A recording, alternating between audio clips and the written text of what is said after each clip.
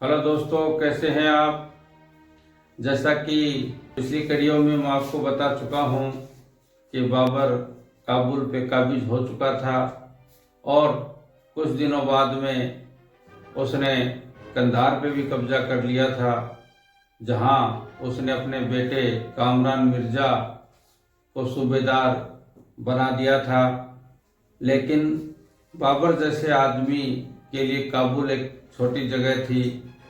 बाबर को अपने पूरे लश्कर के लिए एक मुकम्मल मुल्क की ज़रूरत थी, जो कि उसकी हिंदुस्तान में ही पूरी हो सकती थी, क्योंकि बाबर के लिए दूसरी तरफ बढ़ना भी चारा नहीं था। उसके एक तरफ मजबूत उज़्बेक शासन था और दूसरी तरफ मजबूत सफ़ाविद सल्तनत थी। अब उसकी आस अगर पूरी हो सकती थी तो हिंदुस्तान में ही हो सकती थी, क्योंकि उस वक्त दिल्ली में इब्राहिम लोदी सुल्तान बना हुआ था, जिसके संबंध अपने दरबारियों के साथ में अच्छे नहीं थे। सुल्तान इब्राहिम लोदी ने अपने सभी दरबारियों को नाराज़ कर दिया था। वो अपने दरबारियों को छोटी छोटी बातों पर भयंकर सजा देता था और सारे दरबारी और उसके लोग हमेशा भयाक्रांत रहते थे। इब्राहिम लोदी के भाई दौलत खान लोदी ने बाबर को दिल्ली पर चढ़ाई कर देने का संदेश भेजा। बाबर तो खुद इसी ताक में था। उसने दिल्ली सल्तनत के भाग पंजाब की तरफ हमला करने का निश्चय किया और गखरों के प्रदेश से होता हुआ पंजाब की तरफ बढ़ा। गखरों के प्रदेश में होते हुए वो लाहौर की तरफ बढ़ा। इन गखरों के प्रदेश को कुछ लोग खोखरों का प्रदेश या खोखर जाटों का प्रदेश भी मानते हैं। उधर पंजाब के पठान अमीर हार खां, मुबारक खां लोदी, भीकन शाह लोहानी जैसे सरदारों ने बाबर से खूब लोहा लिया, मगर उन्हें हार नसीब हुई। इस क्षेत्र में लाहौर के पास में ही एक एमनाबाद नाम का कस्बा है, जो कि आजकल पाकिस्तान में ही है। वहाँ बाबर ने बाबा गुरु नानक देव जी को भी बंदी बना लिया और उन्हें चक्की पीसने पे मजबूर किया। लेकिन बाबा नानक देव जी की कृपा से चक्की अपने आप चलने लग गई। जब ये संदेश बाबर तक पहुंचा तो बाबर गुरु नानक देव जी से मिलने आया और उसने अपने काम पर क्षमा याचना की और गुरु नानक देव जी को ससम्मान रिहा कर दिया गया। यह घटना जिस जगह पर हुई वहाँ आज भी गुरुद्वारा चक्की साहिब मौजूद है। लाहौर को जीतने के बाद में बाबर ने खुलेआम लूटमार का आदेश दे दिया और लूटने के बाद में लाहौर के बाजारों को जला दिया गया। इस घटना के 4-5 दिन बाद बाबर ने देपालपुर पर भी कब्जा कर लिया। बाबर ने देपालपुर में भी खूब सारी लूटमार मचाई और कत्लेआम का आदेश दे दिया। दौलत खां लोदी, जो सुल्तान इब्राहिम लोदी से बागी हो चला था, अपने 3 बेटों अली खां, गाजी खां और दिलावर खान के साथ बाबर से मिला। बाबर ने दौलत खान लोदी को जालंधर और सुल्तानपुर की जागीर दे दी और उसे अपना अमीर बना लिया। लेकिन दौलत खां इस बात से बड़ा निराश हुआ। उसे तो हिंदुस्तान की गद्दी चाहिए थी। वो जालंधर और सुल्तानपुर से बिल्कुल भी संतुष्ट नहीं हुआ और बाबर के खिलाफ कुछ चक्कर रचने लग गया। दौलत खान लोदी ने बाबर को उकसाया। इस्माइल जलबानी जैसे लोग उसके खिलाफ पठानों को इकट्ठा कर रहे हैं और उसने ऐसी जुगत भिड़ाने की कोशिश की कि बाबर अपने मुख्य लश्कर से दूर हो जाए और अपने लश्कर से दूर करके वो उस पर हमला करना चाहता था। दौलत खान लोदी बार बार बाबर को ये इस तरह से गुमराह करने लग गया कि कुछ पठान उसके खिलाफ एकत्र हो रहे हैं ताकि बाबर अपना लश्कर उनको दबाने के लिए भेज दे और अकेला पड़ जाए। ऐसी स्थिति में दौलत खान की चाल थी कि वो बाबर पर हमला कर देगा और उसका काम तमाम कर देगा। बाबर को इस बात की भनक लग गई और ये माना जाता है कि खुद उसके बेटे दिलावर खान ने ही दौलत खान और अपने भाई गाजी खान के इस षड्यंत्र का भांडा फोड़ दिया।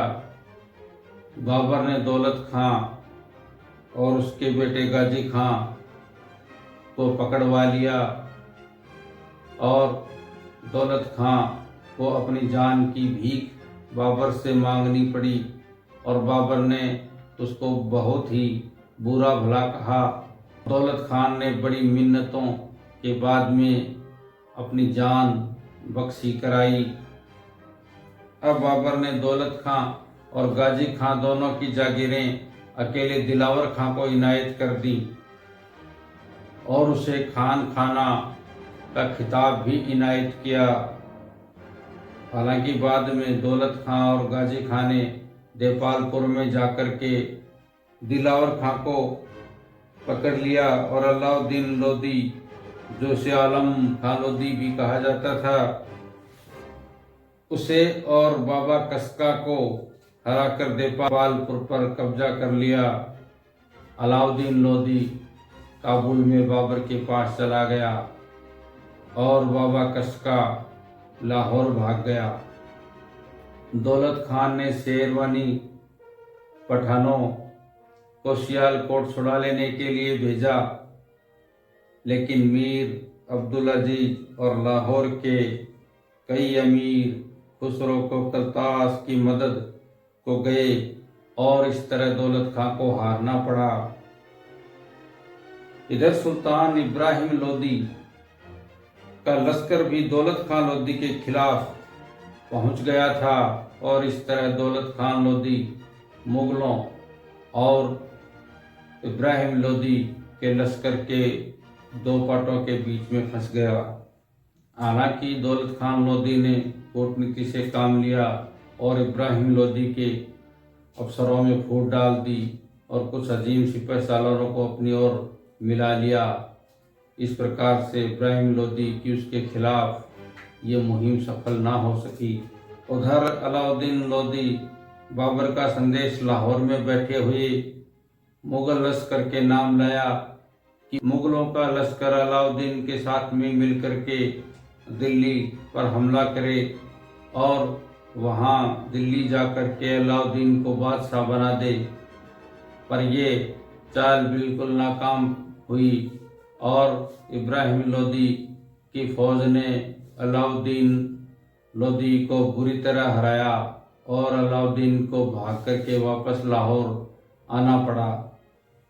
क्योंकि दौलत खान लोदी और गाजी खान खुद इब्राहिम लोदी को सत्ता से हटाना चाहते थे, तो वो भी बाबर के लश्कर के साथ में अलाउद्दीन का साथ देने के लिए तैयार हो गए और अलाउद्दीन खान लोदी के लश्कर में अपने सिपाहियों को भेज दिया। लेकिन ये चाल और ये काम नाकाम रहा और अलाउद्दीन को हार का मुंह देख करके वापस भाग करके लाहौर में आना पड़ा। हालांकि गाजी खान ने अपने आदमियों को ही अलाउद्दीन खान लोदी के साथ में भेजा था, वो खुद नहीं आया था। जब ये सारे समाचार बाबर के पास पहुँचे तो बाबर इस बात से बड़ा निराश हुआ और उसने खुद हिंदुस्तान पर जाकर के हमला करने की सोची।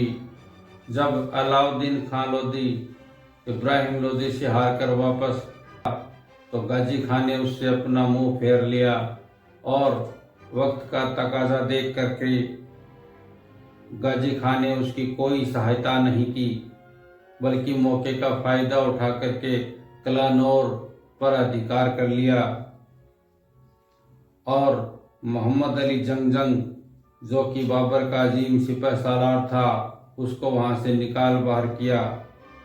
इस पूरे वाकये की खबर बाबर को पहुंची तो बाबर बड़ा निराश हुआ और अब उसने अपना पूरा लश्कर इकट्ठा करके और खुद की कमान में हिंदुस्तान पर हमला करने की सोची और वो इस दिशा में लग गया और उसने इसकी तैयारियां प्रारंभ कर दी।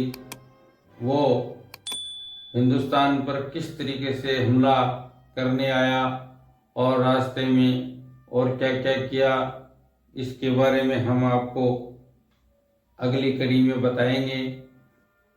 हमें आप अपने राय से ज़रूर वाकिफ़ कराएं और इसमें जो ऐतिहासिक तथ्य हैं यदि आपकी नज़र में उनमें कुछ परिवर्तन है तो आप ज़रूर हमारा मार्गदर्शन करें और इसमें बताएं, हम अगले अंक में उनका स्पष्टीकरण देंगे। चैनल को सब्सक्राइब करें। देखने के लिए धन्यवाद।